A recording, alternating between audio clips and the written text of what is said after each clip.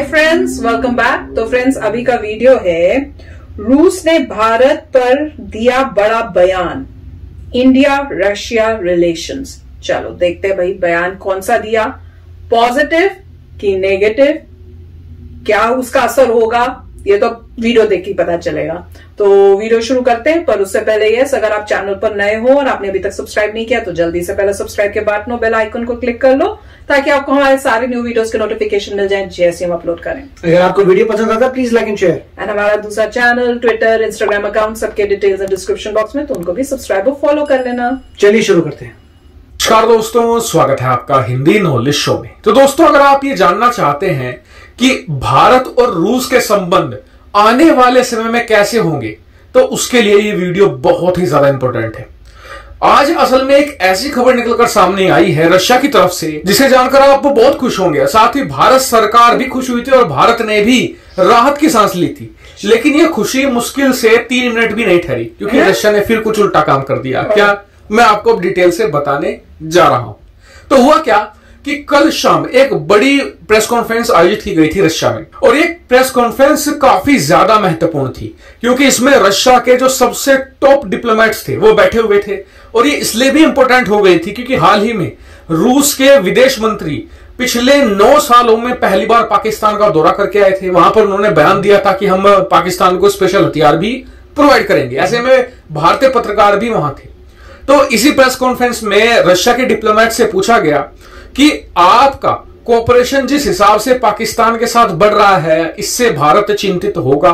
तो ऐसे में आपका इस पर क्या कहना है?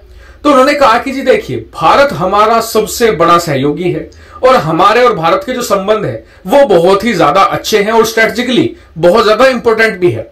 सब इस पर बहुत खुश हो गए। आगे बात बढ़ी, फिर मुश्किल से 3-4 मिनट हुए थे, एक और क्वेश्चन पूछा गया कि पाकिस्तान के जो आपके साथ कोऑपरेशन है उसे भारत के कॉन्टेक्स्ट में आप इसे कैसे देखते हैं? तो इस पर जो रशिया का जवाब आया वो बहुत ही इंटरेस्टिंग है। रशिया ने कहा है कि जी हमारे जो पाकिस्तान के साथ संबंध है ये इंडिपेंडेंट है पूरी तरीके से और भारत को इससे चिंतित नहीं होना चाहिए। स्क्रीन पर आप वो आर्टिकल भी देख सकते हैं। अब ये झटका कम था कि उसी प्रेस कॉन्फ्रेंस में उन्होंने भारत की जो इंडो पैसिफिक रणनीति है, जिसका मकसद चीन के घेराबंदी है, चीन को पूरी तरीके से रोकना है, उसे भी क्रिटिसाइज किया है। कहा कि जो इंडो पैसिफिक रणनीति है ये बहुत ही घातक है, बहुत ही ज्यादा डेंजरस है। और इन सभी चीजों पर एंड्रयू कोरिबको ने बहुत ही अच्छा आर्टिकल छापा है। स्क्रीन पर आप देखिए, द प्रिंट में आर्टिकल आया है। इसमें बताया गया है कि रशिया यहां पर करना क्या चाह रहा है। दरअसल रशिया की कोशिश यह है कि भारत और पाकिस्तान के बीच में एक बैलेंसिंग एक्ट किया जाए। मतलब कल को अगर भारत यहां पर अमेरिका से हथियार खरीदता है तो रशिया हथियार बेचेगा भविष्य में पाकिस्तान को फॉर श्योर। इससे क्या होगा कि भारत पर प्रेशर भी पड़ेगा कि अगर आपने किसी और से हथियार खरीदे हमारे अलावा तो हम पाकिस्तान को हथियार बेचेंगे। और रशिया इस टैक्टिक को विन विन सिचुएशन की तरह ले रहा है। उसे लग रहा है कि अगर भारत ने हथियार खरीदना बंद कर दिया तो वो पाकिस्तान को बेचकर अपनी खाना पूर्ति कर लेगा और भारत पर प्रेशर भी बनाकर रखेगा। लेकिन यहां पर पाकिस्तान एक छोटा सा मिसकैलकुलेशन कर गया है। किस चीज का? पैसे का मिसकैलकुलेशन। दरअसल देखिए, भारत यहां पर रशिया से जितने अमाउंट के हथियार खरीदता है ना, उतने तो आज की तारीख में चीन भी रूस से नहीं खरीदता, जबकि चीन और रूस की बॉन्डिंग बहुत ज्यादा है। दूसरी बात यह है कि रशिया जो ये सपना देख रहा है कि वो पाकिस्तान को ज्यादा हथियार बेचेगा, ऐसा होना संभव है क्योंकि पाकिस्तान का कंट्रोल है चाइना के हाथ में। क्या चाइना ऐसा होने देगा कि पाकिस्तान में चीन के हथियार ना खरीदकर रूस से ज्यादा हथियार खरीदने लगे? ऐसा नहीं होगा। हाँ, ऐसा जरूर हो सकता है कि कुछ जो अच्छे हथियार है उन्हें बहुत थोड़ी मात्रा में खरीद ले, लेकिन फिर भी वो भारत जितने हथियार कोई भी नहीं खरीद सकेगा। इवन अगर चाइना पाकिस्तान इकट्ठा भी हो जाए तो भी भारत के अमाउंट के आसपास वो कभी नहीं आ सकेंगे। इसके अलावा जो रशिया का दूसरा टारगेट है कि भारत पर प्रेशर बनाना कि अमेरिकी हथियार ना खरीदे, ये भी काम नहीं करेगा। वो इसलिए नहीं काम करेगा कि भारत पर प्रेशर बनाने के लिए अगर ये खबर आती है कि जी रशिया पाकिस्तान को कुछ हथियार दे रहा है, मान लीजिए कि S-400 दे रहा है, सुकोई 35 दे रहा है, मान लीजिए 1%, उसी दिन भारत अपनी डिफेंस मार्केट से रूस को तुरंत बाहर कर देगा और अपनी जो अरबों डॉलर की कमाई होती है भारतीय हथियारों को मेंटेनेंस करके, उनका सर्विसिंग करके, उसे रूस एक झटके में खो देगा। तो ऐसे में ना तो प्रेशर वाली टैक्टिक काम आएगी और ना ही ये विन विन सिचुएशन रूस के काम आने वाली है। रूस यहां पर बहुत बड़ी गलती कर रहा है पाकिस्तान और चीन के साथ जाकर। और आप देखेगा भी कि आने वाले कुछ सालों के अंदर रूस को अपने आप अकल आ जाएगी, क्योंकि ऐसा कोई सगा नहीं जिसे चीन ने ठगा नहीं। चीन एक ना एक दिन रूस को भी ठगेगा और रूस उस दिन पछताएगा, फिर दोबारा भारत के पास वो अपने आप आएगा। तो फ्रेंड्स सच बोलूं, मजा आ गया वीडियो देख के, और खासकर वो डायलॉग क्या था, ऐसा कोई देश नहीं जिसको चीन ने, ऐसा कोई सगा नहीं, हाँ ऐसा कोई सगा नहीं चीन ने जिसको ठगा नहीं। ये मेरी थंबनेल में जरूर आएगा, तो वो बड़ा अच्छा है। मैं भी वही कहती हूँ कि वो तो किसी का भी साथ नहीं हो सकते, वो तो फायदा देख रहे हैं और कोशिश यही होगी कि लैंड एक्वायर करे सारे आस पड़ोसियों की और सब अपना एक बना ले, चाइना बनाना चाहते हैं बड़ा सा।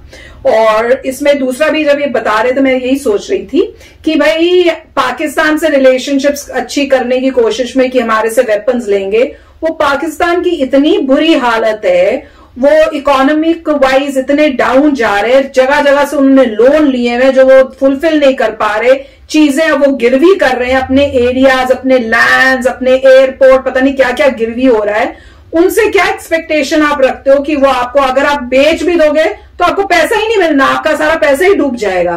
तो पता नहीं, रूस को शायद ये कंडीशन अभी पता नहीं है, पर पता चल जाएगी अगर एक बार ये डील हुई तो उसके बाद उनको अपने आप ही रियलाइज हो जाएगा कि ये जो डील करने की कोशिश की थी ये पूरी नुकसानदायक रही है उनके लिए।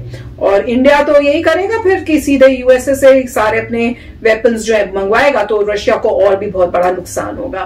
पर अच्छा वीडियो था, और उन्होंने बताया कि कैसे वहां पे जो बातचीत हो रही थी और जिसमें उन्होंने क्वेश्चंस पूछे, तो उस जवाब से क्या उनका रशिया में क्या सोच रहे हैं लोग जो वहां पे ऑफिशियल्स हैं, और क्या उन्होंने डिसीजन लिया या प्लान है, उसका थोड़ी सी झलक शायद नजर आई है।